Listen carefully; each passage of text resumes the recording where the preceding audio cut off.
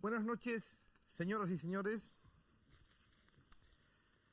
Hoy abordamos uno de los asuntos que tenemos pendientes desde hace algunas semanas ya y prometidos, y uno de los más importantes. Decíamos que aparte de problemas específicos, concretos, y otros muy generales, hay algunos que están a caballo los unos de los otros. Por ejemplo, aquí se ha abordado como temas políticos pues alguna cuestión como la de los sindicatos o lo de la ley electoral, a la que habrá que volver dentro de muy poco tiempo, porque sigue un poco la cosa como estaba cuando lo debatimos hace ya 2 años, o las elecciones, etcétera, etcétera.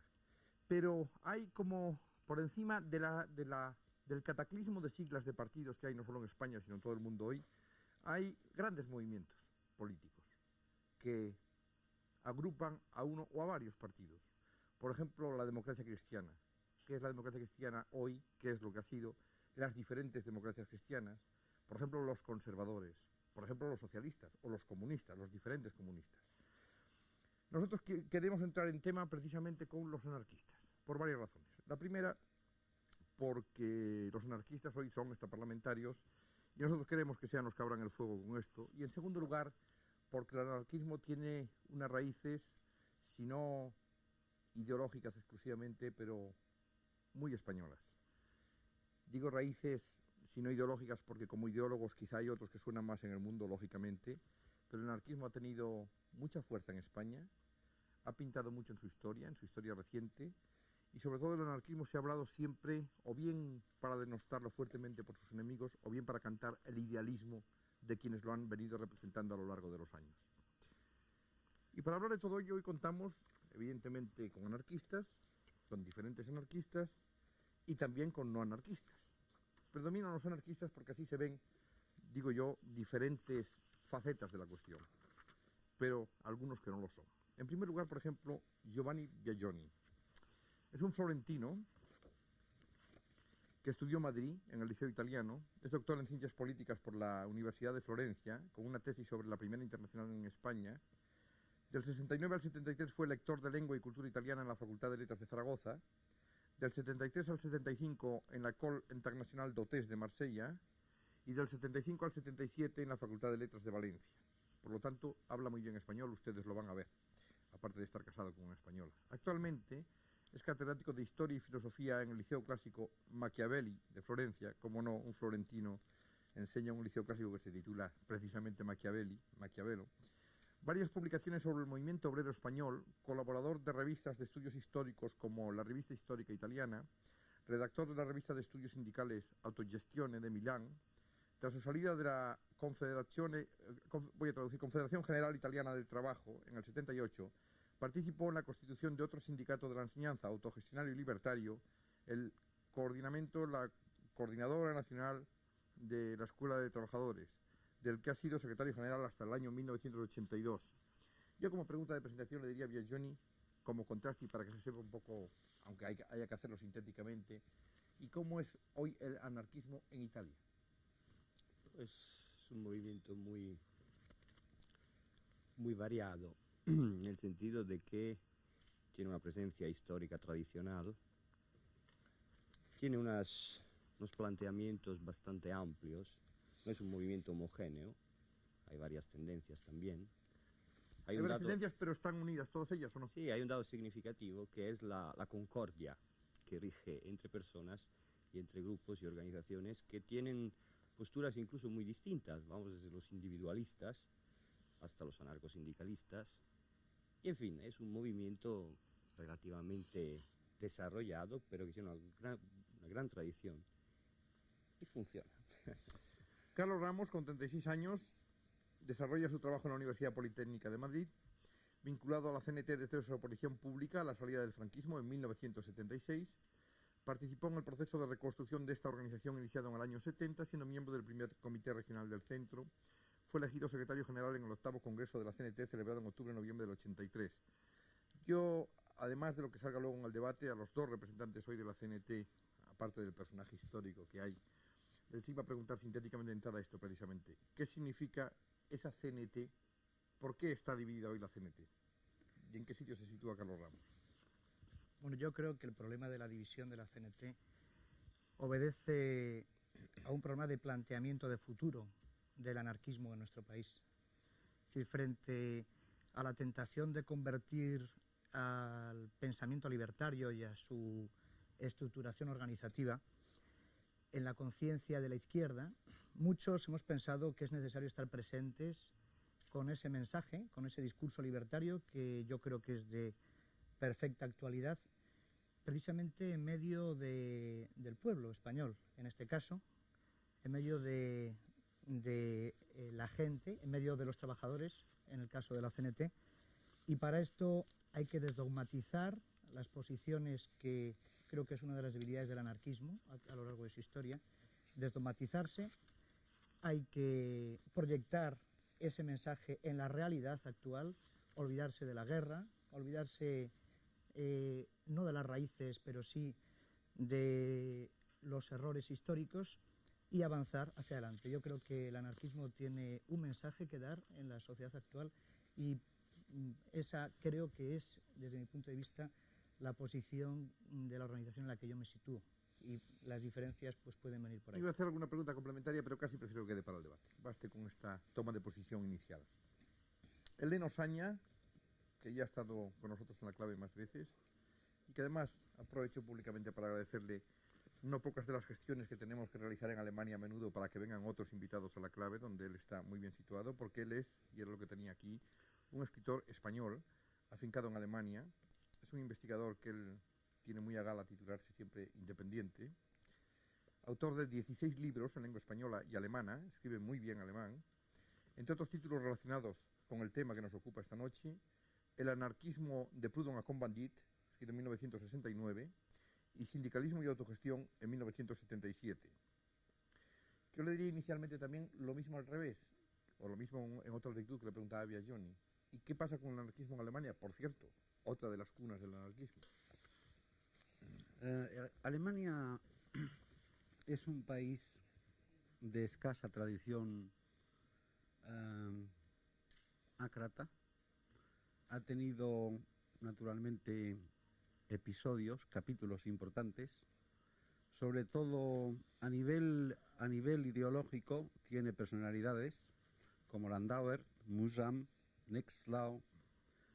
A nivel histórico, a nivel de praxis, como acontecimientos históricos, hay que señalar el foco muy interesante, cualitativamente muy interesante, que surgió en el periodo de entreguerras, terminada la Primera Guerra Mundial, del anarcosindicalismo, que era un movimiento muy amplio que recogía otras facetas no específicamente anarquistas, y luego en ese mismo periodo histórico, que es el capítulo libertario más importante en la historia de Alemania, es la República de los Consejos de Baviera. Tema que queda un poco marginado, pero que jugó en aquellos momentos un gran papel y que fue dirigido ideológicamente por personalidades ácratas, sobre todo la figura, por ejemplo, de Musam, ejecutado luego en los campos de concentración nazis, y fue este movimiento machacado, como otros movimientos, hablaremos esta noche, de la persecución feroz, de la represión feroz de que siempre ha sido objeto el anarquismo, pero dejó una estela muy importante. En la posguerra ha habido historiadores que se han ocupado de este tema, incluso se han elaborado reportajes de televisión muy interesantes, obras de teatro. Esta es Alemania. La situación actual, Alemania es un país que no tiene... ¿Enlaza con los grupos estos? Es lo que iba a decir. Alemania, hay que comprender el tema de Alemania. Alemania es un país... Todo esto el nazismo lo rompe. Luego lo rompe el Partido Socialdemócrata, se apodera de esto. Es decir, Alemania se queda sin la poca tradición ácrata que había, se queda sin ella. Entonces lo que surge es una especie de semi-movimiento libertario muy canalizado. Formalmente no es anarquista, pero las tesis principales son libertarias. Y son los grises, son los verdes, y son los que ya vienen del 68. Es decir, en el 68, por ejemplo, la personalidad de Rudi Dutschke, por yo ejemplo. en mi libro lo dedico, era un libertario puro. Era un libertario. La terminología era marxista, pero era libertario. Bueno, yo creo que ya he hablado demasiado. Sí, porque o sea, que perdón. esta es una simple presentación, pero está bien. Así Un pequeño rollo alemán. Nos vamos situando. Federica Montseny. Federica Montseny, que escribió numerosas novelas, no sé si todo el mundo lo sabe hoy, entre las cuales nosotros tenemos recogidas aquí La Victoria, El hijo de Clara, La Indomable, Cuatro mujeres, etc. Perteneció desde 1923 a la CNT, primero en el Sindicato de Oficios Varios de Sardañola y después en el de Intelectuales y Profesiones Liberales de Barcelona. Publicó con sus padres la revista Blanca, desde el 23 al 36. Fue redactora de Solidaridad Obrera de Barcelona. Realizó numerosas giras de propaganda por España. Fue ministro de Sanidad y Asistencia Social en el gobierno de Largo Caballero en el 36 y por 2 veces presidente del Comité de Enlace de la Alianza Sindical CNT-UGT en España y una en el exilio. En los 40 años de dictadura siguió actuando en el destierro y a partir de 1976 siguió colaborando activamente en política. Y hay que decir que tiene una vitalidad realmente tremenda y nosotros lo hemos podido comprobar desde ayer prácticamente.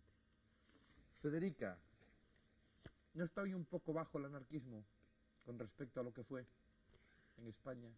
No, no. En esto disiento de muchas de las opiniones vertidas. En alguna ocasión he dicho que el movimiento anarquista y el anarquismo, es decir, el conjunto de ideas que constituyen el cuerpo de doctrina del anarquismo, es como un río que algunas veces pasa subterráneo y luego sale de nuevo y lo desborda todo. Por ejemplo, en mayo del 68 se escribieron libros como El increíble anarquismo y otros que demostraron que ese anarquismo que parecía esfumado, desaparecido de la sociedad francesa, reflorecía y era, pues, en cierto modo, la nota dominante de todo lo que fue la acción de los estudiantes. Lo mismo en los carteles y en murales y en todo cuanto se dijo en la Sorbona a través de Cohn-Bendit y de muchos que no eran Cohn-Bendit y que intervinieron en debates, etcétera, etcétera. En cuanto aquí, a España, no tan solo no lo considero desplazado, sino que considero que es ideológicamente y sindicalmente el movimiento que representa la única esperanza que tiene la clase obrera. Y no precisamente porque nuestro mensaje se dirija a integrarnos al cuadro dentro del que desde hace 7 u 8 años se ha venido encerrando las organizaciones obreras, de hecho rompiendo la vieja tradición de la acción directa, es decir, sin intermediarios entre el capital y el trabajo. Es decir, nuestro mensaje, el mensaje permanente de la CNT que representa aquí el compañero Fernando Montero, de la CNT de los congresos de Sants, del congreso del 19, del congreso del 31, del congreso del 36, del congreso del 5º congreso del 79 y del 6º congreso recientemente celebrado en Barcelona, esa CNT es la que mantiene enhiesta la bandera de un movimiento obrero independiente que no se somete y que hará todo lo posible por no someterse al encuadramiento en que primero quiso meterle el franquismo y hoy quieren meterle también otras fuerzas políticas que ya no son franquistas, pero que tienden quizá a eso, a conseguir que no haya un movimiento obrero independiente, sino un movimiento obrero que sea remedio de lo que es el movimiento obrero en los Estados Unidos, en Inglaterra,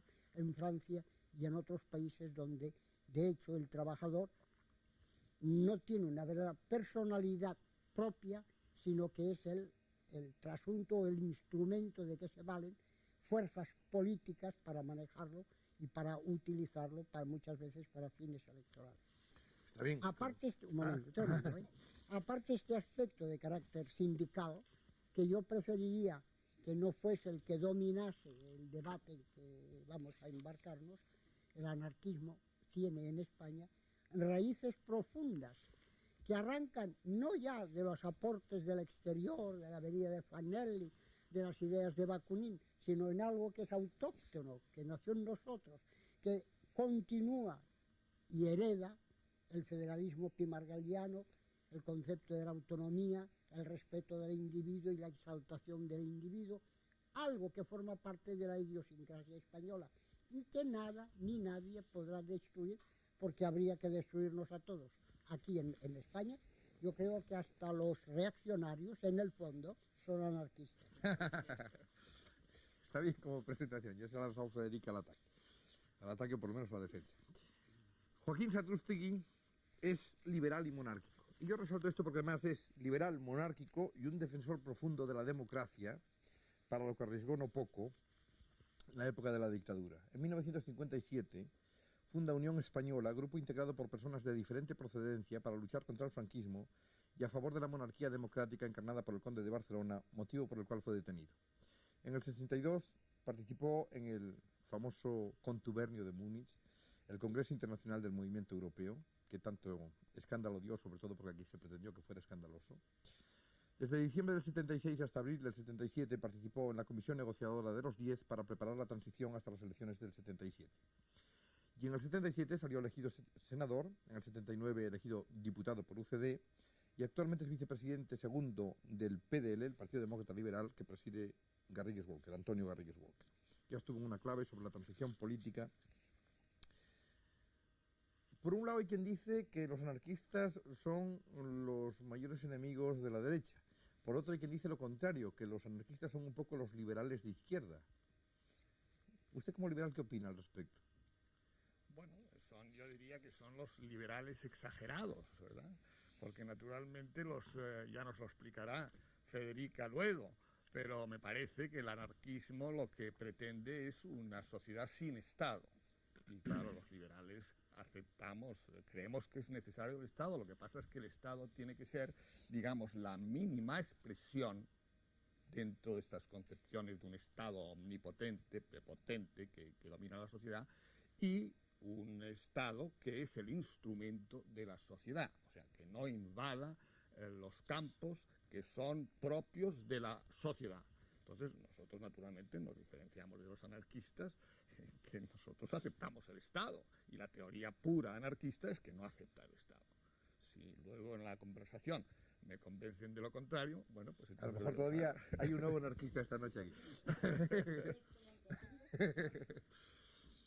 Por cierto, alguien que quisiera yo sí. aclarar una cosa, Adelante, porque en la presentación que ha hecho usted de las familias, se ha olvidado de dos familias muy ¿De los liberales importantes. también? Naturalmente, no ha No, mencionado a los liberales. No fue exhaustiva mi presentación. Y naturalmente, por un lado están los liberales y por otro lado están los comunistas, evidentemente. Sí.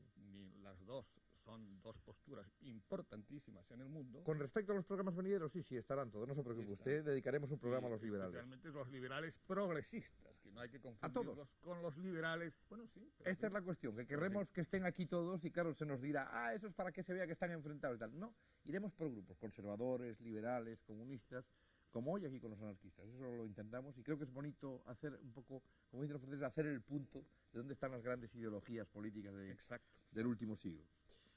Fernando Montero, asalariado del sector ferroviario, militante del Sindicato de Transportes y Comunicaciones de la CNT, en la actualidad secretario general de la misma.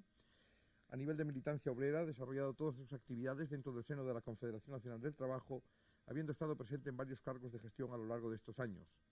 Ha estado ya en una clave, en abril precisamente, sobre castas profesionales. Yo le haría la misma pregunta que Ramos al revés. Es decir, ¿qué es lo que lleva a que dos grupos de la CNT estén hoy tan divididos y tan radicalmente divididos? Pues yo creo que sencillamente que aquí en este país cada organización tiene su escisión y nosotros tenemos la nuestra. Resulta que después de la reconstrucción, cuando hacemos un congreso de relanzamiento y que lógicamente era necesario para entroncar bien con el pasado histórico y sin embargo luego ponerlo al día y decir, bueno, aquí estamos, no renegamos de lo pasado, lo criticamos, lo aceptamos y continuamos. Hay compañeros que no aceptan esas tesis después de haberse debatido y tener absolutamente todo el mundo una libertad de expresión completa para defender sus acuerdos y se marchan, digámoslo benévolamente, de una manera antidemocrática de un congreso y generar una decisión. Y en eso estamos. ¿Diferencias fundamentales? Bien, hay gente que entiende que el sindicalismo es única y exclusivamente una tarea puntual y nosotros tenemos una perspectiva más amplia de eso. No hay que olvidarse, evidentemente, de mejorar día a día las condiciones de los trabajadores, pero sin embargo tampoco hay que perder de vista una acción finalista, es decir, una transformación profunda en las estructuras de la sociedad, y eso hoy en día pasa por no institucionalizarse en la mecánica del sindicalismo que se pretende ser a modo de los sindicatos europeos, pasa por no ser un sindicato de servicios donde se plantee que una aristocracia dirigente dirige a los trabajadores y un grupo más o menos profesional cualificado le resuelve problemas de tipo inmediato, sino que se trata de potenciar la figura del militante frente al dirigente y que cada cual asuma sus responsabilidades y en solidaridad y en conjunción pues atacar los problemas diarios y los problemas venideros desde una óptica revolucionaria y anárquica. Gervasio Cordero, profesor de Estructura Económica de la Complutense, pertenece a la Ejecutiva Federal del Sindicato de Enseñanza de Comisiones Obreras, militante del Partido Comunista hasta hace año y medio, actualmente no milita en ningún partido, ha sido colaborador de revistas como Argumentos y Materiales en temas relacionados con marxismo, economía y política marxista. Yo le haría dos preguntas rápidas también de entrada. Son una, ¿por qué hoy no milita en ningún partido? Y la segunda, ¿son los comunistas realmente los grandes enemigos de los anarquistas? Bueno, la primera, la respuesta es muy fácil. No milito en ningún partido comunista en estos momentos porque en su momento no estaba de acuerdo con la práctica política que se venía practicando en los últimos años dentro del PCE y tampoco con los métodos en los que se estaban intentando resolver esas diferencias, aparte de una serie de cuestiones de índole personal que no me hicieron suficientemente duro para atravesar posiblemente ese desierto que va a tener que atravesar o que está atravesando el comunismo en nuestro país. Esa es básicamente la razón. Y en la segunda yo creo que no. Los comunistas no han sido los grandes enemigos de los anarquistas. Los grandes enemigos de los anarquistas han sido aquellos a los que los anarquistas normalmente han atacado o contra los que se han enfrentado, que han sido las clases dominantes.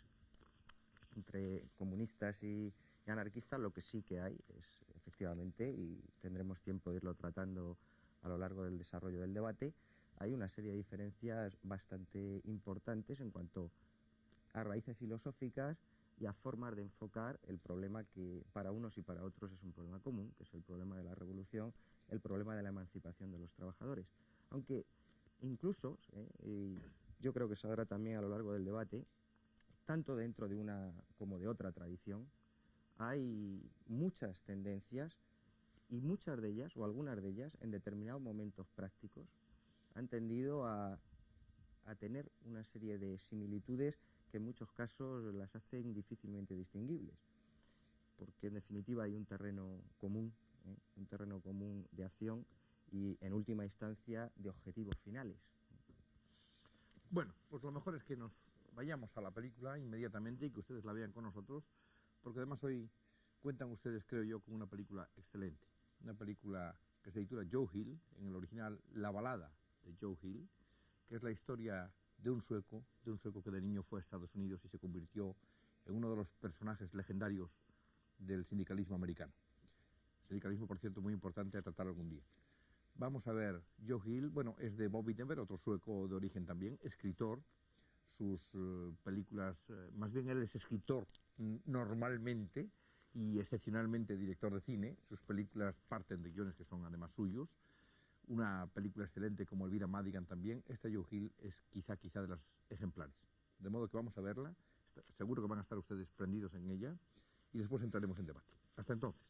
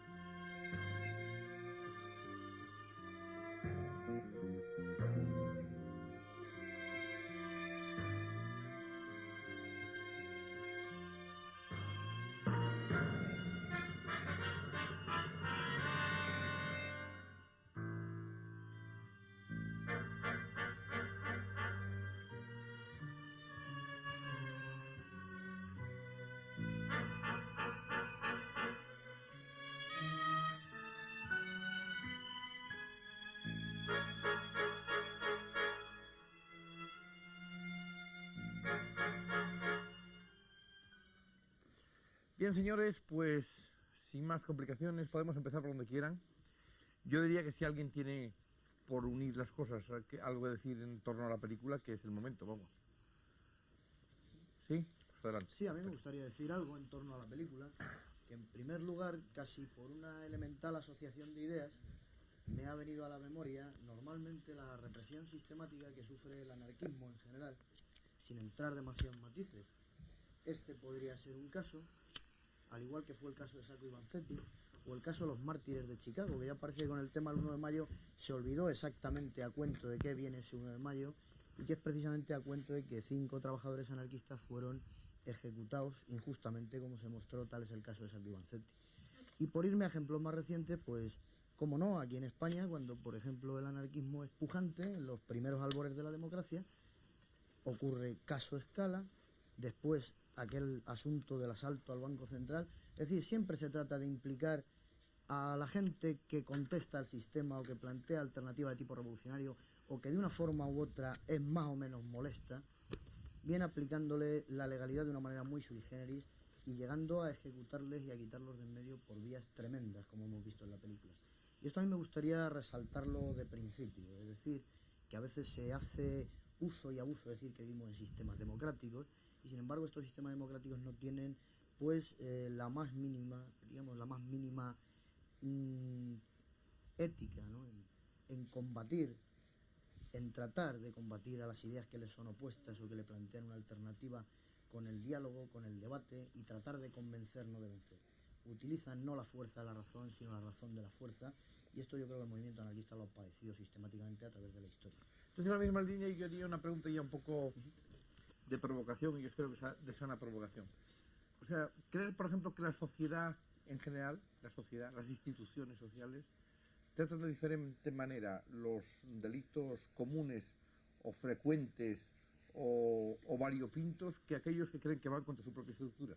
Sí, sin lugar a dudas. Yo creo que incluso se tratan peor. De hecho, hay gente que por, digamos, delitos, entre comillas, de tipo político, ha sufrido muchísima más cárcel que, por ejemplo, delitos comunes de reincidencias constantes, etcétera, etcétera. Es decir, que el sistema, yo creo que contra lo que entiende como peligroso para él, para su propia estabilidad, o como una alternativa al statu quo que impera, pues no duda en ejercer la violencia de modo institucional. Decía Amos Stirner, por empezar, por utilizar, digamos, algún teórico anarquista, que cuando un individuo ejerce la violencia se le llama delito y cuando la ejerce el Estado se llama derecho. Y en definitiva, pues esto me gustaría resaltar. Gervasio sí. Y Ramos también, ¿no? Pues Gervasio ha pedido la palabra. Por hacer alguna alusión más a la Monsen película. también, ¿eh? También. Por hacer alguna alusión más a la película, bueno, yo creo que ahí, realmente, salvo tal vez hasta el final, no se aprecia con claridad, pienso yo, una serie de características o las características diferenciadoras más claras del anarquismo. Procesos similares en la forma en cómo se va construyendo el movimiento obrero, pues posiblemente se hayan dado desde el punto de vista de todas las corrientes obreras. Hay una cosa, sin embargo, que sí que me recordaba un poco determinadas tradiciones del anarquismo español, como es la forma de hacer proselitismo.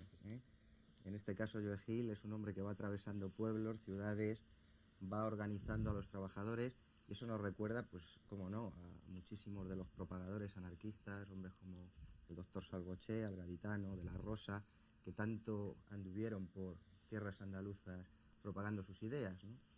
Con un entusiasmo y con una capacidad enorme. Es similar. Yo creo que hay una cosa que tiene absoluta vigencia en la película y que me parece que es importante resaltar porque tiene que ver con, de alguna manera, con una situación que permanece a lo largo de la historia, y es la violencia institucional. Es decir, el problema de la violencia institucional que a lo largo del tiempo y con el desarrollo de la democracia y con la evolución del sistema capitalista ha creado unas fórmulas menos groseras. Es decir, tal vez la fórmula que hemos visto en la película ya es una forma evolucionada de otras formas groseras y más dictatoriales, pero que tienen que ver de alguna manera en estos momentos con una especie de represión civilina, que son fórmulas de autodefensa del sistema frente a los peligros potenciales que acechan detrás. Por ejemplo, para aclarar un poco lo que quiero decir, en España hay un paro enorme y curiosamente, digo curiosamente porque nadie lo achaca directamente a esa situación, se incrementa la delincuencia, se incrementa la inseguridad. Y la respuesta, no en España, en todas partes, es una respuesta que yo creo que es una respuesta absolutamente superficial. Es hablar del problema de la inseguridad ciudadana, es crear toda una serie de mecanismos que aseguren al ciudadano su seguridad, y consiste ni más ni menos que en aumentar los cuerpos policiales, etc. Es decir, estas fórmulas que se pretenden hacer llegar al gran público como medidas necesarias, en muchos casos a mí me parece que son medidas que no van al fondo de los problemas. He hablado del paro como un ejemplo claro, ¿no? Pero, y tiene que ver, por otro lado, con otro planteamiento que a mí me parece importante, y es que también se manifiesta en la película. El individuo progresivamente en las sociedades cada vez más tecnocráticas va perdiendo su individualidad, va perdiendo su razón de ser como persona, se va convirtiendo en un número, y además nos lo hacen ver cada vez de una forma más importante. Es decir, hay una despersonalización progresiva, y frente a esa despersonalización progresiva, pues muchas veces hay una absoluta indefensión, porque el sistema, a pesar de que tiene algunos mecanismos, no son ni suficientes ni muchas veces llegan a todos.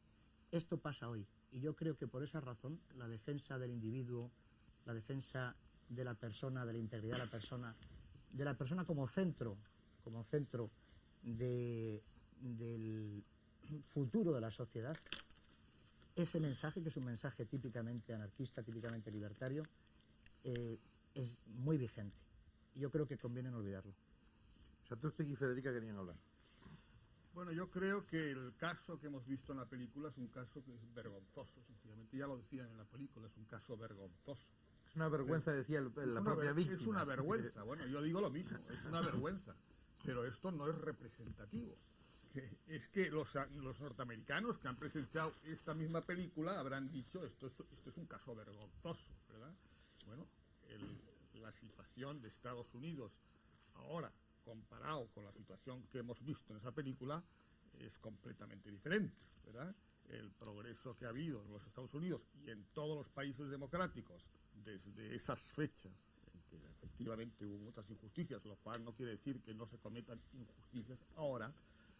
Sin embargo, la situación hoy día en el mundo democrático es infinitamente superior a la que existía entonces y la que existe en otros países actualmente. Aquí he oído a mi compañero que está aquí a mi izquierda decir que los delitos políticos se castigan más que los delitos comunes. Yo quisiera preguntar qué delito político se castiga en la democracia española más que los delitos comunes, ¿verdad? Si se está refiriendo a otra época, no digo nada, pero en el momento actual, entonces me da la impresión de que es que además su pensamiento es antidemocrático, y quisiera que se aclarara. Y por último, yo creo que nosotros habíamos venido aquí a hablar del anarquismo, y quisiera, en fin, pronto que empecemos a hablar del anarquismo, porque de eso se trata. Y luego me das la palabra. No cabe la menor duda. porque... No, luego se la voy a dar a Johnny por orden de petición de palabra. No No digo, pasa nada. Federica... Yo voy a decirles a todos ustedes que es ideal que yo intervenga lo menos posible. Aunque hay espectadores que dicen siempre que yo me escondo y que ustedes luego se arman un galimatías y tal. Al revés, yo prefiero que ustedes hablen entre sí, que se interpelen. Yo aseguro que, hombre, que si la interpelación es demasiado desordenada, demasiado anárquica, iba a decir, pues intervendré yo, caótica mejor, ¿no? Intervendría yo, pero que lo ideal es que intervengan ustedes, pero de todas maneras, para que haya una ronda por lo menos para todos, vamos, por orden de petición de palabra. Federica la ha pedido, luego Johnny y luego el propio No, yo Leo. no tengo prisa. Pero independientemente de eso, se pueden interpelar y cortarse, y en fin, siempre que sea de una manera natural y no agresiva. Adelante. Bueno, yo voy a referirme ligeramente a la película. Claro, el periodo que evoca esa película parece superado. lo es, en efecto, porque Sacco y Vanzetti murieron en el año 27, los mártires de Chicago en el 86, las luchas de los trabajadores de los IBB y de las organizaciones de inspiración libertaria fueron poco a poco ahogadas en los Estados Unidos, con la creación de la Federación Americana del Trabajo, luego de la CIOL, etcétera, etcétera. Se encuadró a los trabajadores en eso que precisamente nosotros queremos evitar en España, en esos sindicatos mastodónticos donde el individuo desaparece y no queda más que la enorme colectividad regida por líderes vitalicios con sueldos superiores a los que gana el presidente de la República. Es un inciso, pero de todas maneras, con democracia y todo, no podemos olvidar ejemplos recientes en los Estados Unidos mismos. El periodo del macartismo no está tan lejos, una serie de intelectuales como Charles Chaplin y muchos otros que tuvieron que emigrar de Estados Unidos huyendo de la represión del macartismo. El asesinato, porque lo juzgo asesinato, de los esposos Rosenberg, acusados de espías, cuando en realidad se trataba de dos militantes comunistas, simplemente, que de espías no tenían nada, pero se les aplicó pues las leyes severas que puso en vigor el macartismo. Esto es, por así decirlo, las sugerencias que ha inspirado esta película, que parece que se refiere a un pasado, pero que tiene terrible actualidad hoy, si no en Estados Unidos en este momento, en cuantos otros países americanos y en algunos países europeos, como es el caso hoy en Turquía, en donde las matanzas de opositores se multiplican, hay fusilamientos en masa, torturas a la orden del día, etcétera, etcétera. Pero yo creo también, como se ha indicado aquí, que Satrusti ya lo ha dicho con mucho acierto, que lo que teníamos que hablar era del anarquismo y que el motivo de este debate es sobre todo hablar del anarquismo. Y a mí me parece esto pues que sí que es necesario hablar del anarquismo, hablar de en qué consiste la idealidad anarquista, cuál es el empeño de los anarquistas en el pasado, en el presente y de cara al futuro.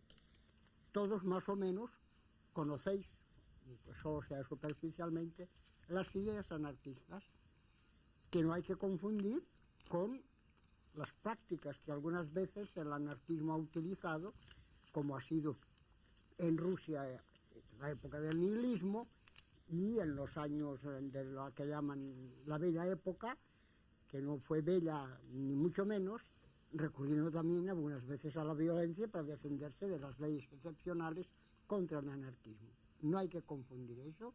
El anarquismo es un cuerpo de doctrina, es una idealidad basada en la posibilidad de organizar la sociedad sustituyendo el Estado por la administración de las cosas, por el pacto entre iguales, por las asociaciones de productores y por la organización armoniosa del trabajo, puestos los instrumentos de producción en manos de los productores.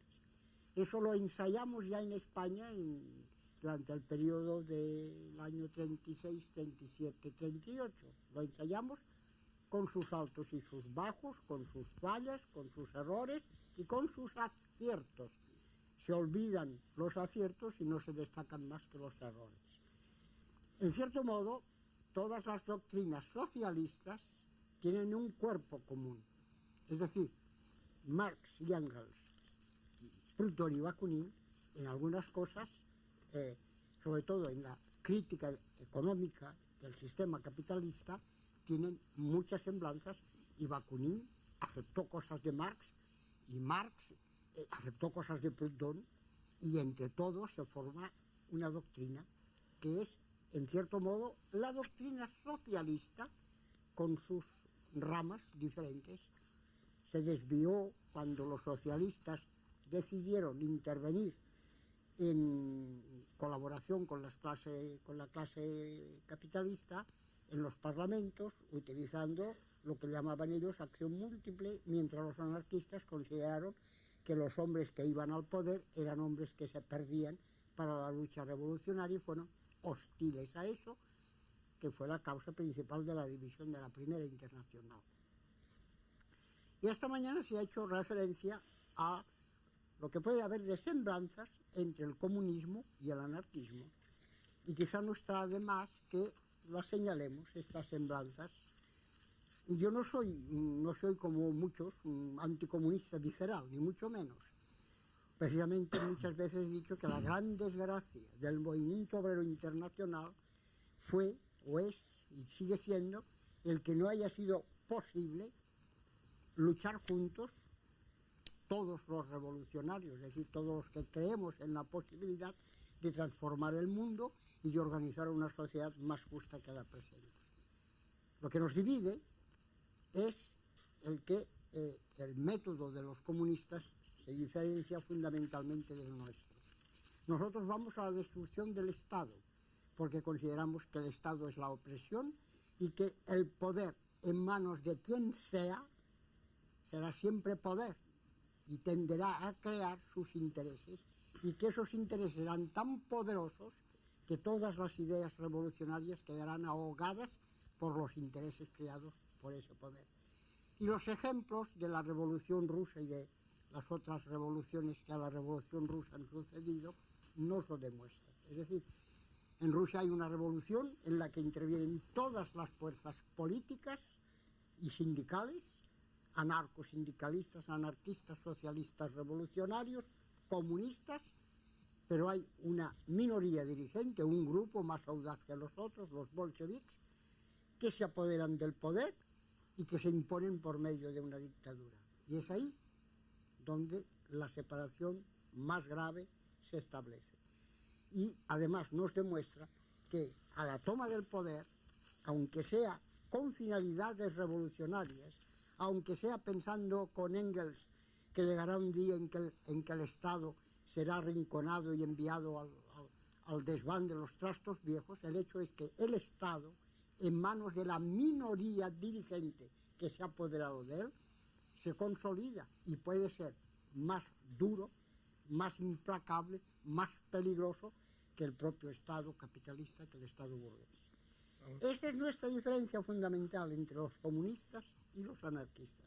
Es por eso que nosotros continuamos creyendo con Proudhon y con Bakunin que el enemigo principal de la libertad humana y de las relaciones entre los hombres y los pueblos es la existencia de los estados, y que hay que ver de gestar un mundo auténticamente socialista basado, sobre todo, en los derechos del individuo y en la organización de una sociedad en la que no haya poder opresor, partiendo de la base de que todo poder lo tome quien quiera, será forzosamente opresor y será forzosamente obligado a recurrir a la dictadura, que ha sido la fatalidad de Rusia y que es lo que fundamentalmente nos separa de los comunistas.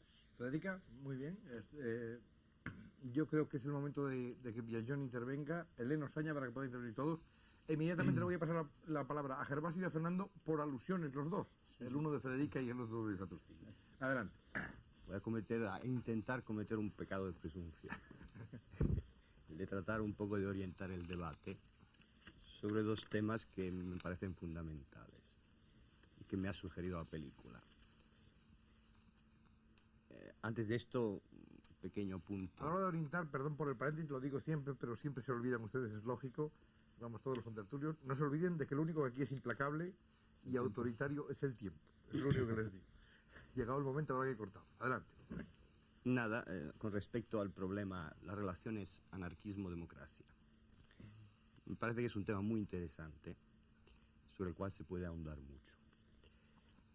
La película misma nos ha hecho ver la batalla que la IWW, esta organización americana, dio para conquistarse el derecho a la palabra, el derecho de expresión, ¿no? Lo que hemos visto en la película con las cajas. Yo creo que el anarquismo tiene, con respecto al concepto mismo de democracia, una relación extremadamente estrecha. la contribución de los anarquistas a la gestación de la democracia, a la definición de la democracia, a la ampliación de la democracia, ha sido históricamente muy importante. No es un caso que el anarquismo se defina también como un movimiento que tiene como trasfondo la democracia directa, la democracia, digamos, asamblearia, participativa, la democracia sin intermediarios. Pero yo diría más, también la participación de los anarquistas en los logros democráticos ha sido muy importante. Lo podemos ver, por ejemplo, estaba hablando con unos amigos hoy, la participación que algunos anarquistas han tenido en la gestación de la sociedad actual.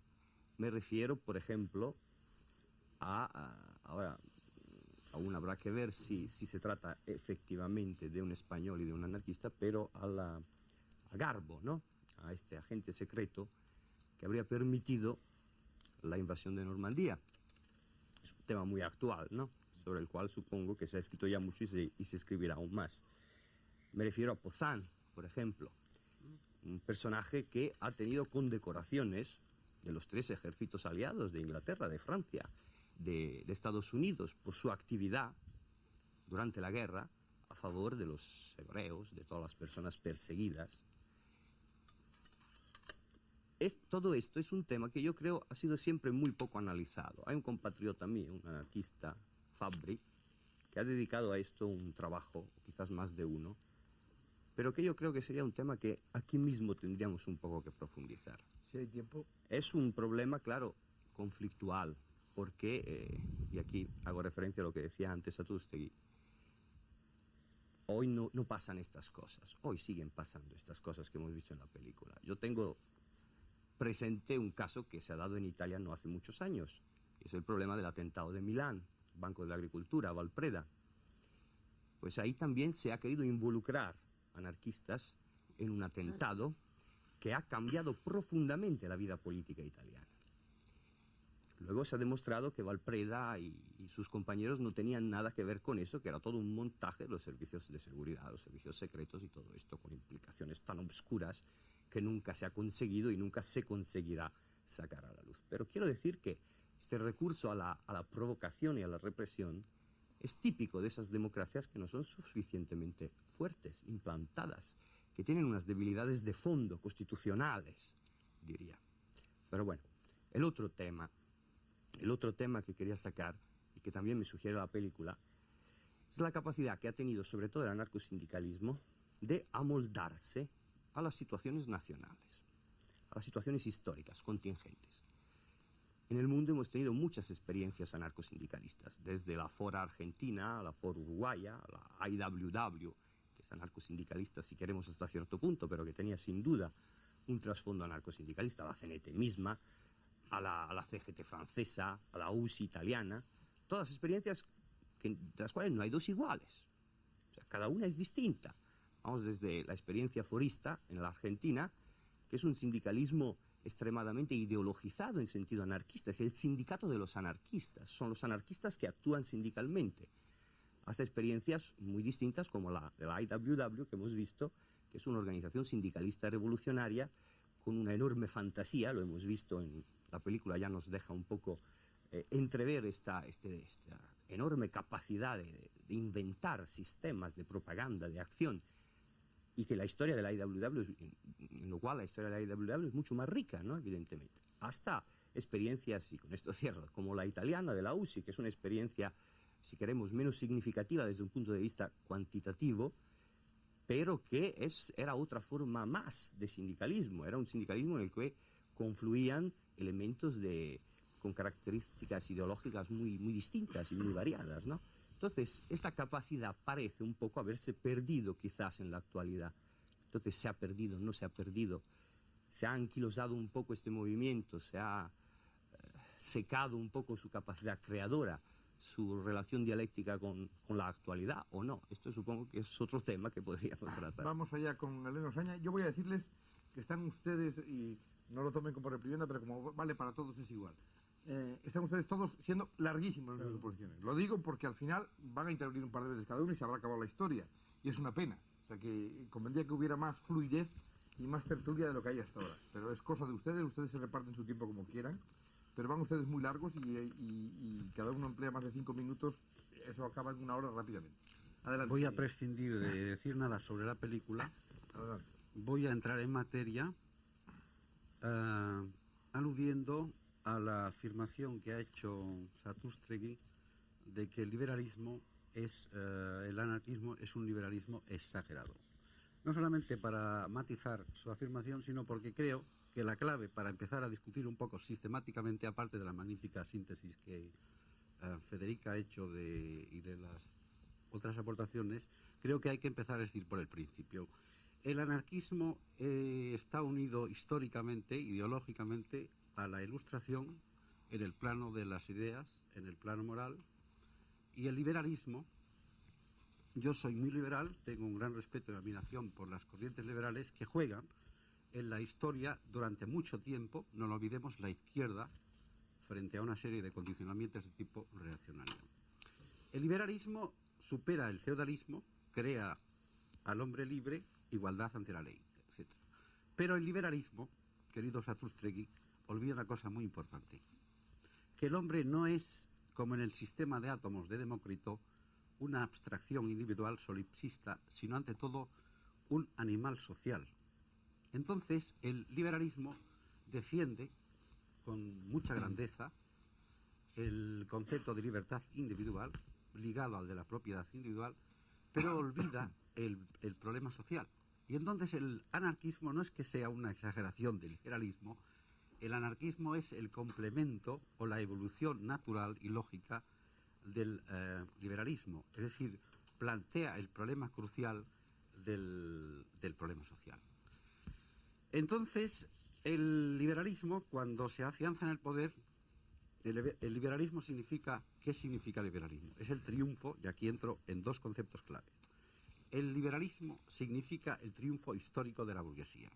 Cuando la burguesía, a través de la Revolución Inglesa del siglo XVII, de la francesa y de la americana del siglo XVIII, se afianza, lo primero que hace la burguesía es negar a los obreros, al proletariado, que no tiene propiedad, el derecho de asociación. Es la primera en la confrontación entre proletariado y burguesía liberal. Y es aquí empieza la lucha. ¿Por qué existe, por qué surge el movimiento proletario?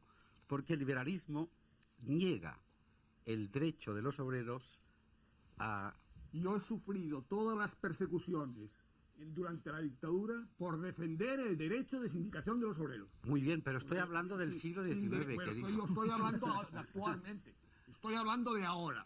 Y naturalmente hoy día un liberal que no defienda el derecho a asociación de los sindicatos y de los empresarios no es liberal, sencillamente. Y además yo creo que no hemos venido aquí a hablar del liberalismo. No, pero yo estaba... Si quieren ustedes cambiamos el tema.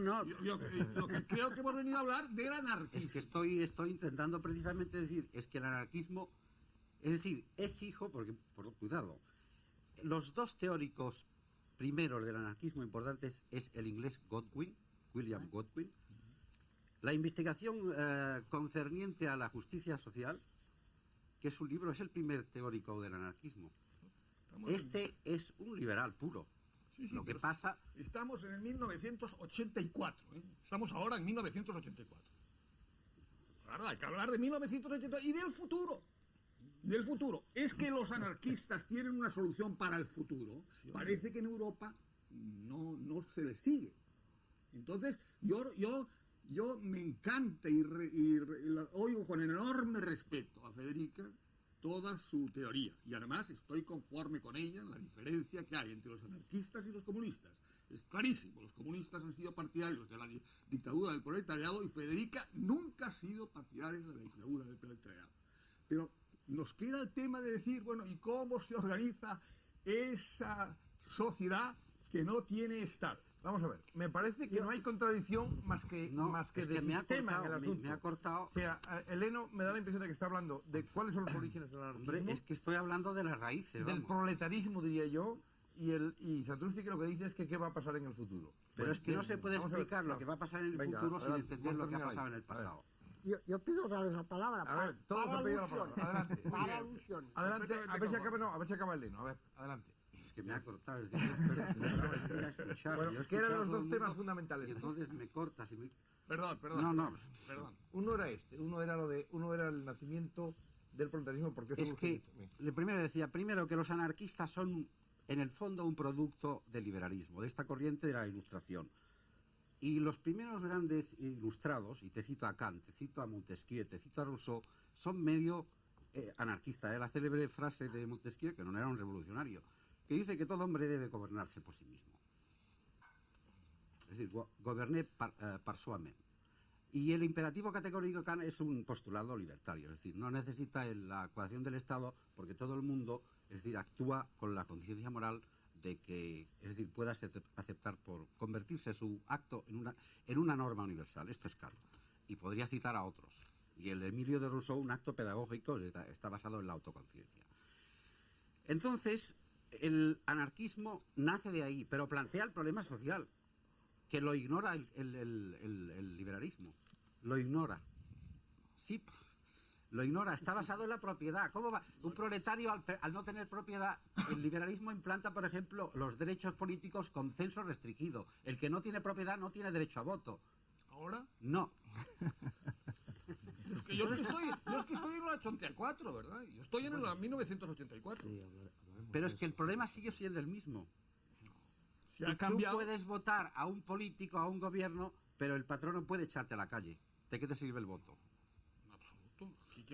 ¿Qué patrono tiene derecho a echar a nadie por un voto?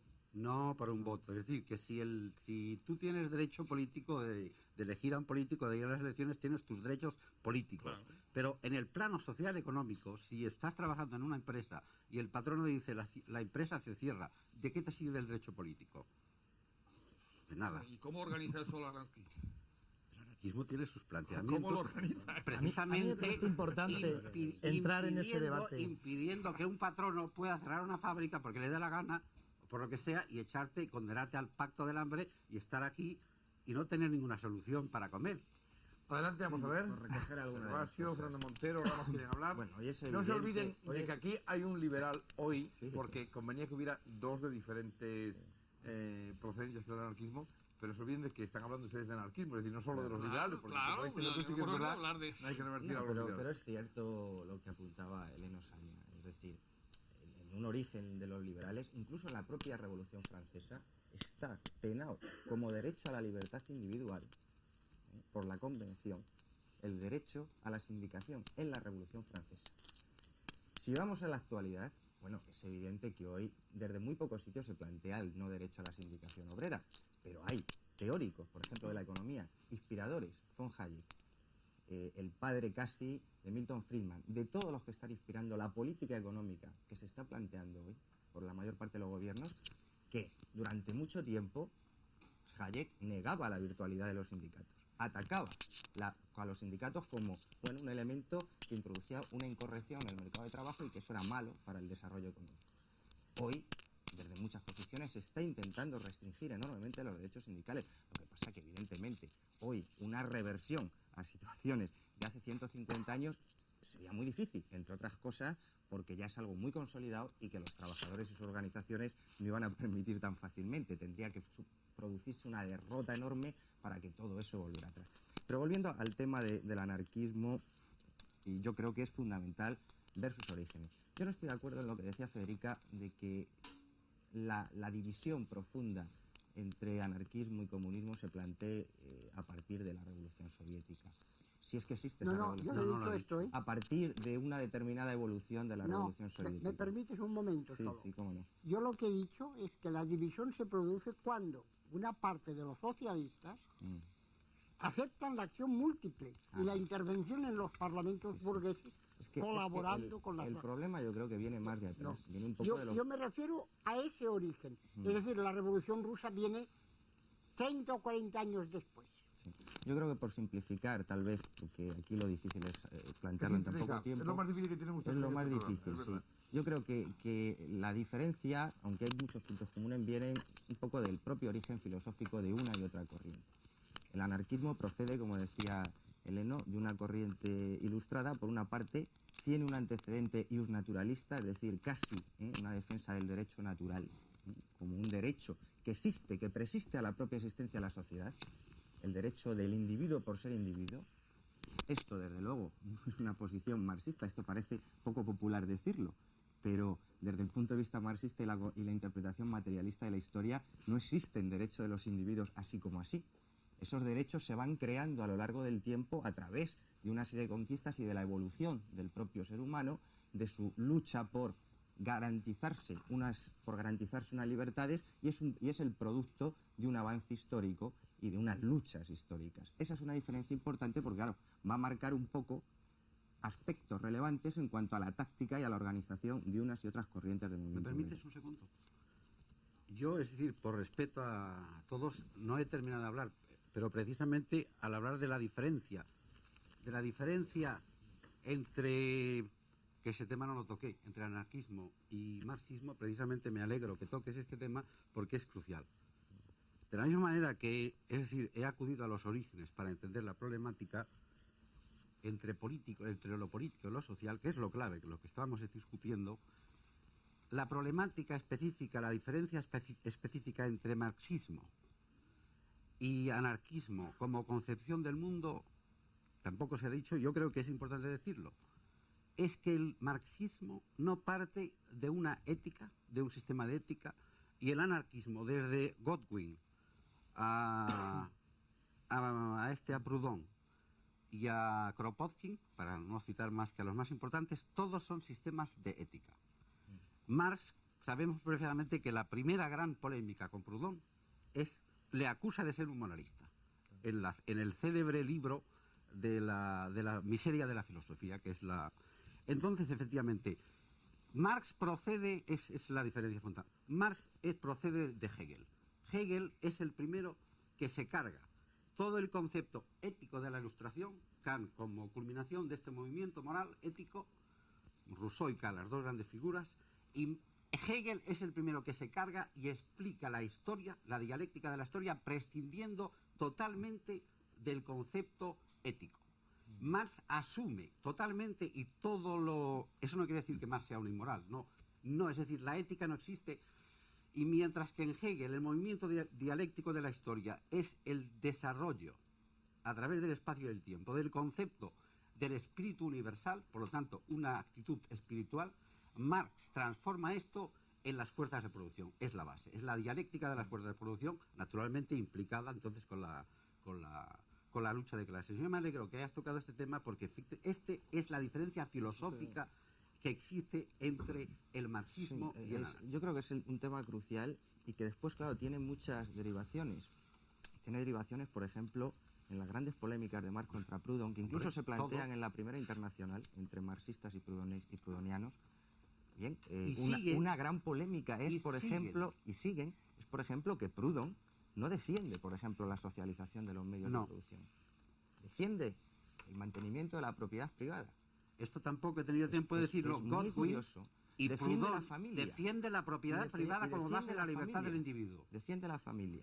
Es decir, rechazan la propiedad injusta y abusiva que pueda permitir explotar a los que no tienen propiedad. Claro. Pero Proudhon y Godwin, que es el primero, es el fundador, es un liberal que dice la propiedad privada mía, que Proudhon llama posesión, que hace una diferenciación terminológica, dice, es la base de que yo pueda ser un hombre libre. Bueno, y después, esto tendría mucho que seguir tirando del hilo, ¿no? Yo les ruego no matizar demasiado. Pero después hay otras... En perjuicio del rigor. Yo creo que hay otras gráficamente, Hegel, ilustración...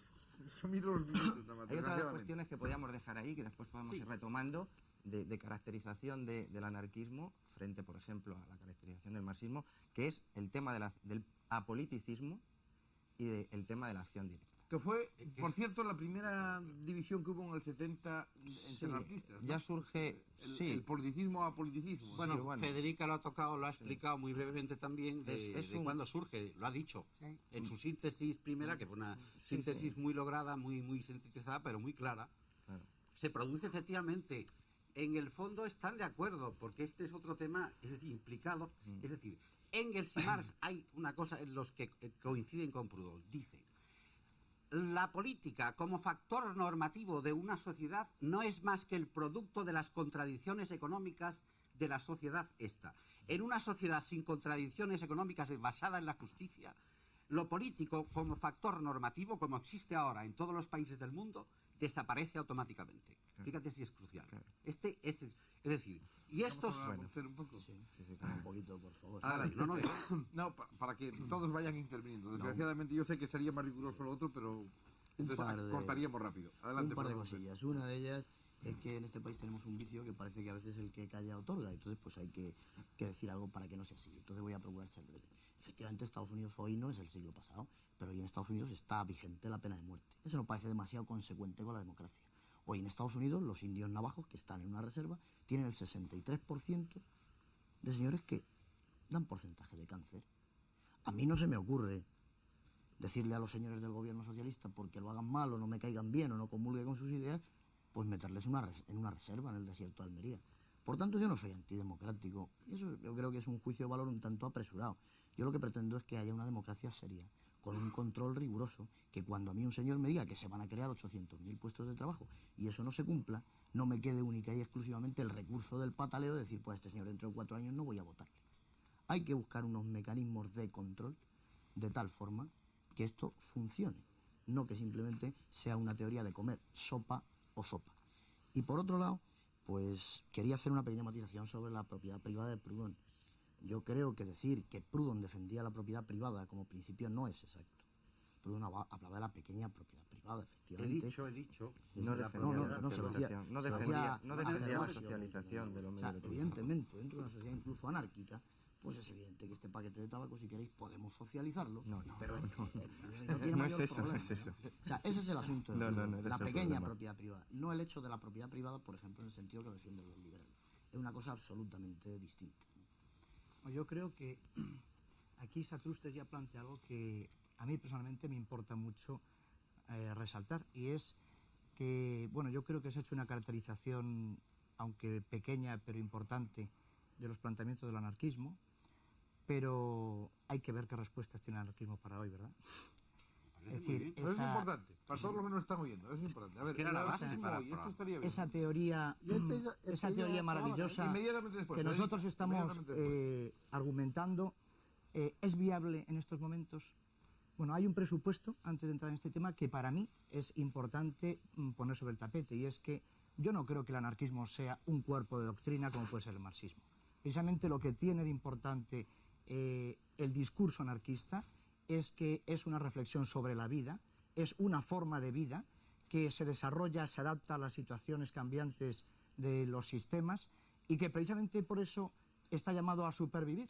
Es decir, yo creo que si hay una crisis, un crepúsculo de las ideologías y el anarquismo o el planteamiento, el discurso anarquista no entra en esta crisis, es porque no se ha arrogado el título de doctrina sempiterna establecida en un libro que escribió un señor. No, es decir, de Proudhon incluso a algunos textos de Sartre, yo creo que hay un proceso largo.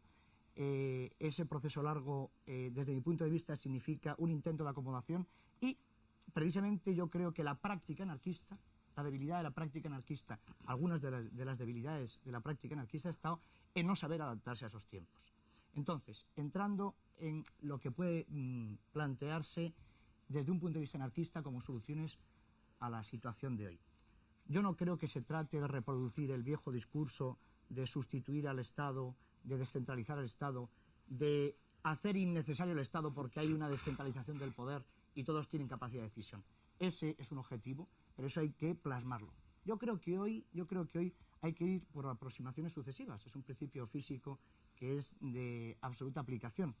Y aproximaciones sucesivas, desde mi punto de vista, es que partiendo del hecho de que al anarquismo le interesa la democracia, porque el anarquismo o las ideas libertarias y las organizaciones libertarias anarquistas, anarcosindicalistas, solamente pueden desarrollarse con plenitud en una democracia o en las democracias, porque por su razón de su carácter participativo y abierto necesita precisamente del concurso de las posibilidades de expresión de toda la gente que está ahí organizada. A partir de ese principio, creo que es importante distinguir entre las libertades democráticas que todos aceptamos y las libertades sin adjetivos que hay que conseguir.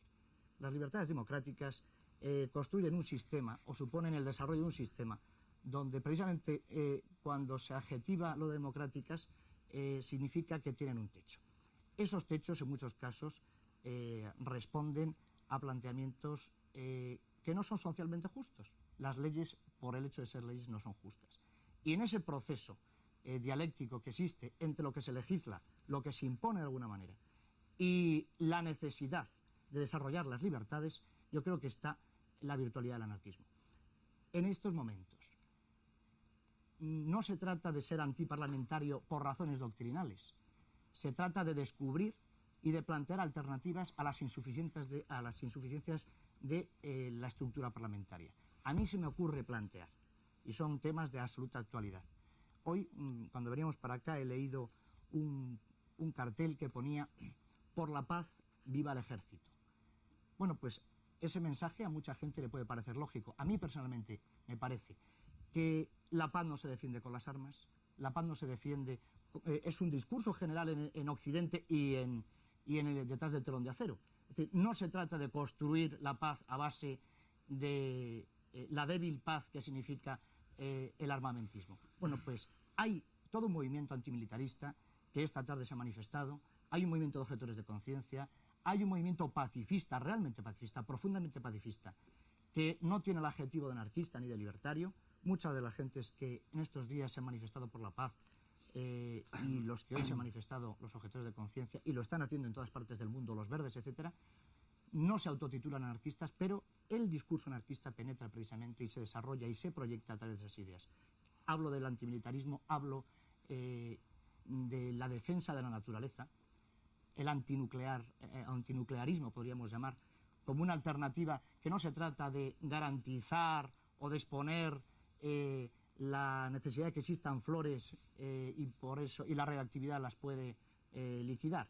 Se trata de que una sociedad nuclearizada necesita de unas estructuras de control que significan un aumento de la represión. Es decir, yo creo que ese es el planteamiento actual, la proyección actual de las ideas anarquistas, y además creo que para salvar las debilidades anteriores del anarquismo, es decir, de defender su discurso como único, como el mejor, etcétera, frente a ese elitismo que yo creo que ha sido uno de los errores del anarquismo, hablo de algunos errores, se ha proyectado esa debilidad en muchos casos. Frente a eso se trata de expander, de desarrollar, de apoyar esas ideas que son a lo mejor un poco antiinstitucionales, pero que realmente reflejan las insuficiencias de los sistemas parlamentarios en sí mismos.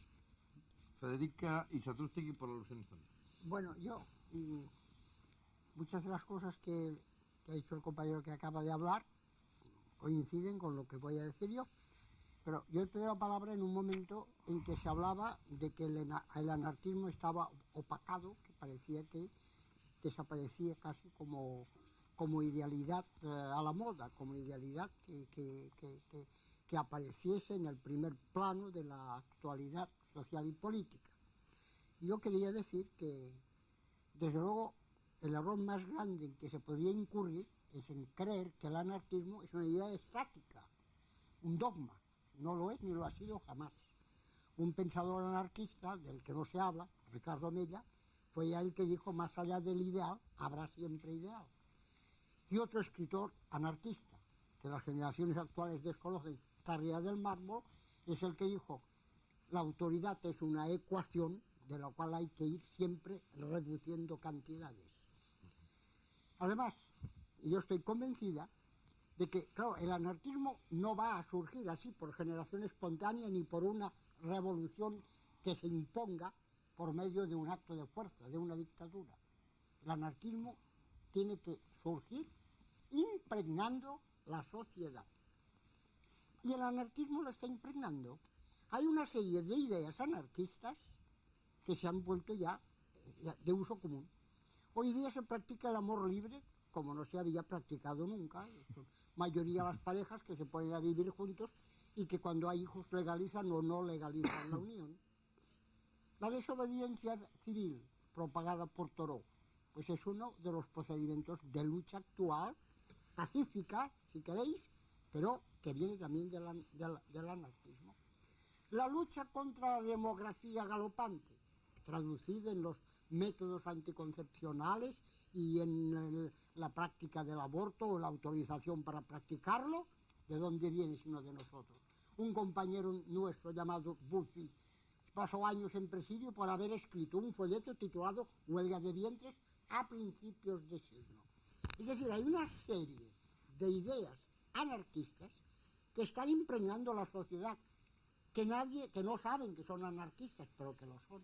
Por el movimiento de los verdes en Alemania, de los ecologistas en Francia y en España y en todos los países europeos. ¿Qué es sino una traducción actual al naturismo libertario que se practicaba en los años 30? Otra impregnación libertaria de la sociedad.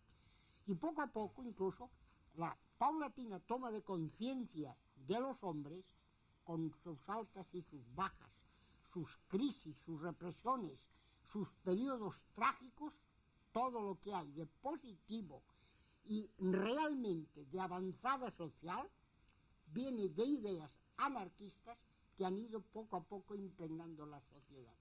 Es decir, el anarquismo no tan solo no está opacado, sino que digo más, el socialismo está fracasando internacionalmente.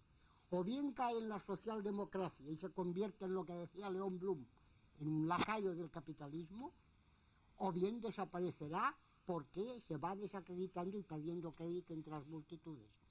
El comunismo de Estado, a través de la experiencia rusa, ha perdido, es ya una idealidad ideológicamente liquidada. ¿Qué queda como posibilidad de organizar una sociedad nueva, de concebir otro hombre, de hacer otra sociedad para este otro hombre que concebimos? No quedamos más que nosotros. No estamos opacados, sino que al contrario, cada día vamos impregnando más la sociedad. La vamos impregnando la lucha contra la guerra, el pacifismo, el antimilitarismo, la desobediencia civil. Todo esto son ideas arrancadas de nuestro pasado y de nuestro presente. Y no somos una idealidad estática, porque como dijo Mella, más allá del ideal habrá siempre ideal. Buscaremos siempre fórmulas mejores. No aceptamos los progresos de la ciencia, aceptamos la evolución técnica, lo aceptamos todo, pero a la medida del hombre, y procurando que el hombre se beneficie de ello, no una clase, como es hoy el caso, que hay muchos medios de pasar la vida casi no trabajando, y no obstante hay miles, millones de parados porque no se reducen las jornadas de trabajo, porque al capitalismo no le interesa.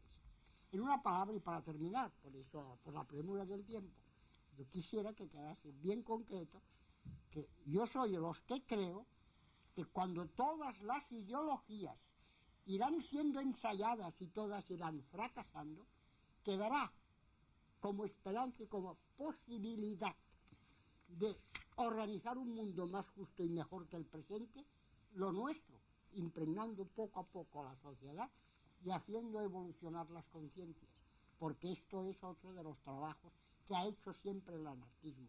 Ha sido un movimiento revolucionario, un movimiento de masas que ha recurrido al anarcosindicalismo aceptando la fórmula de Bakunin, pero ha sido sobre todo un movimiento moral, ético, que ha partido de la pedagogía y que ha procurado formar las conciencias de los hombres y prepararles para ser cada día mejores y más aptos para vivir la sociedad que nosotros quisiéramos organizar para ellos. Vamos a ver si consigo repetir el tiempo tal como están pidiendo la palabra. Bueno, Satrústig, que por alusiones había dicho ya hace tiempo, Biagioni, que solo ha podido hablar una vez, Gervasio solo ahora tiene alusiones, Heleno, Fernando, y supongo que Ramos que le hablaron, que no le he visto levantar la mano. Adelante.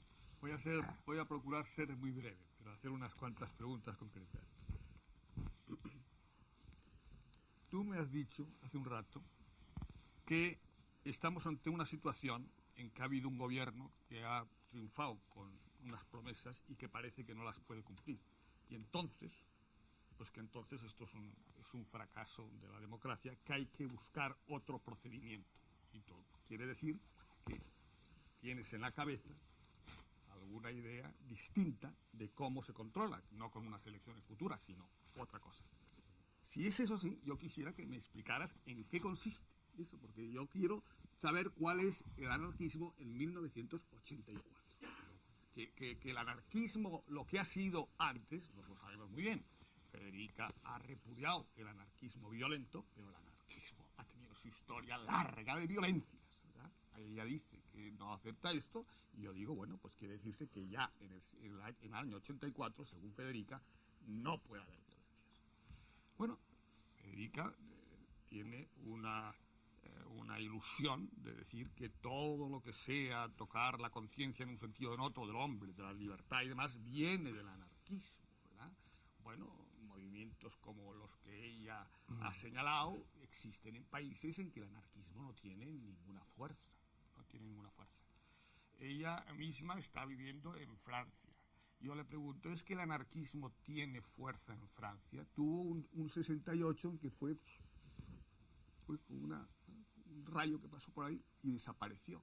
No tuvo. Pero yo hablo de la impregnación Sí, de las sí, pero la ideas impregnación, anarquistas, sí, pero claro, en la sociedad. Federica, yo me alegro mucho de su optimismo, de que crea que eso es del anarquismo. Y a mí me parece que eso puede provenir de muchísimas ideologías, pero en fin, no quiero discutirle. Pero yo creí que veníamos aquí a estudiar el anarquismo para que nuestros espectadores pues pudieran decir, bueno, pues tiene unas soluciones determinadas por las cuales me apunto, o son unas soluciones que yo no comprendo o que yo repudio y por lo tanto no me apunto. Y esto es lo que yo echo de menos. Yo quisiera que nos explicaran desde el punto de vista de la organización del Estado, porque dicen, no queremos el Estado, todo poder corrompe. Todo corrompe. Bueno, pues entonces, vamos a ver. Contestar directamente, me salto el... Me adhiero completamente a la exposición de Federica Montseny, que en contra de tu interpretación me parece una magnífica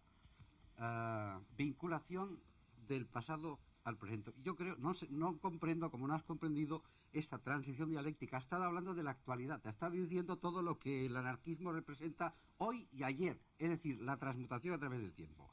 La palabra mágica en estos momentos, desde hace 20 o 30 años, la alternativa a todos los sistemas vigentes en el mundo, la palabra mágica, la consigna de todos los movimientos del futuro es autogestión. Y la autogestión, todo el mundo lo sabe, de dónde procede.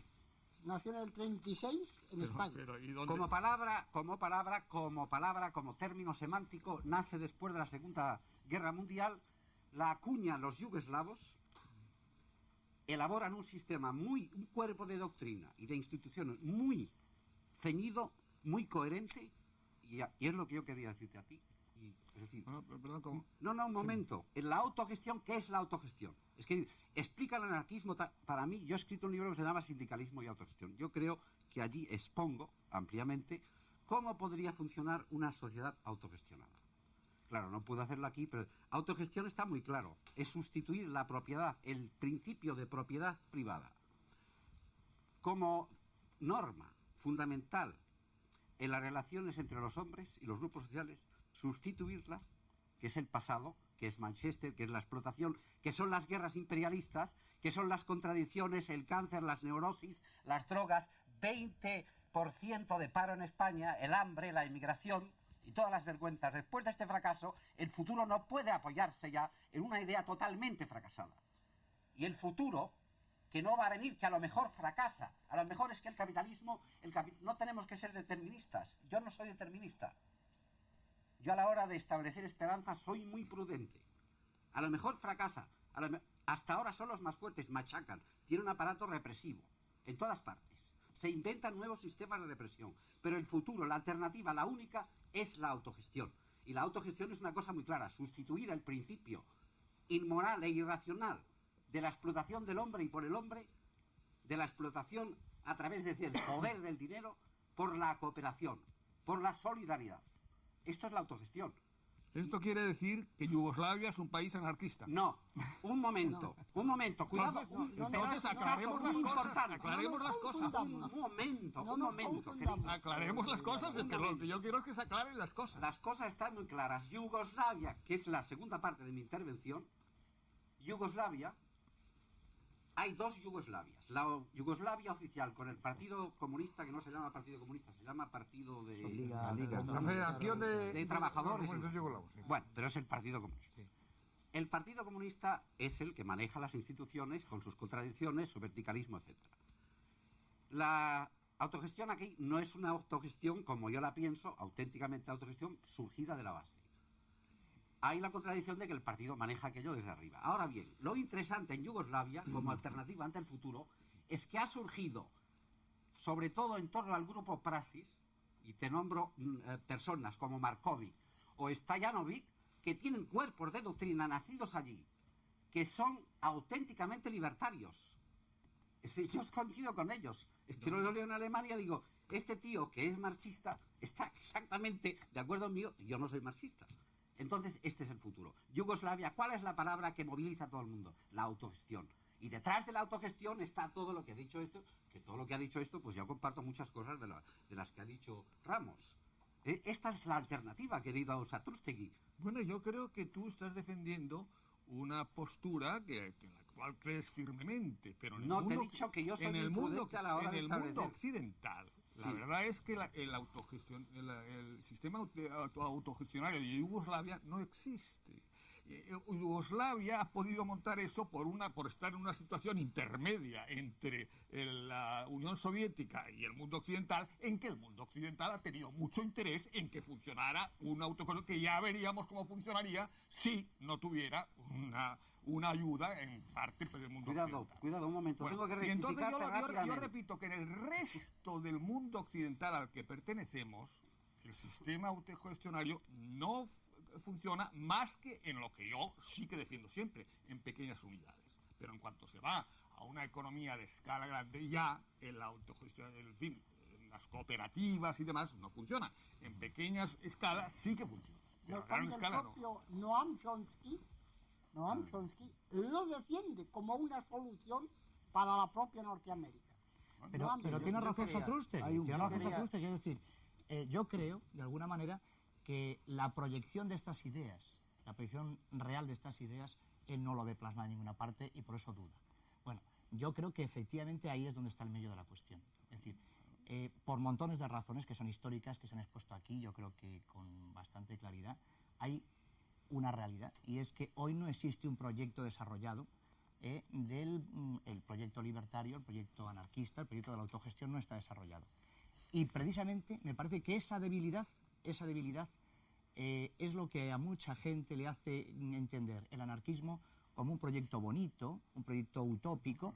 Precisamente su realidad está en su utopía, entiendo yo, y yo no creo que se deba de dirigir o de ceñir exclusivamente a un proyecto de moralización. Ya los socialistas en su programa hablaban de la moralización. Yo creo que hay otra cosa que es más importante, más real, que a mí me preocupa además que lo sepa la gente que nos está viendo, y es que hay que ir a la realidad actual, hay que pringarse, hay que meterse en la realidad actual, donde los trabajadores, un conjunto de trabajadores en el amplio sentido de la palabra, ha asumido muchísimo en la sociedad de consumo, donde la práctica de la solidaridad está desapareciendo o tiene unas cotas muy reducidas, y frente a eso hay que estar. Yo he dicho antes que existen unos movimientos ahí que hay que apoyar, que no hay que decir que son anarquistas y quedarnos ahí. Yo creo que hoy los libertarios, los militantes, que ideológicamente se sienten vinculados a este planteamiento, tienen que meterse en esos sitios, tienen que hacer lo que ha dicho Federico.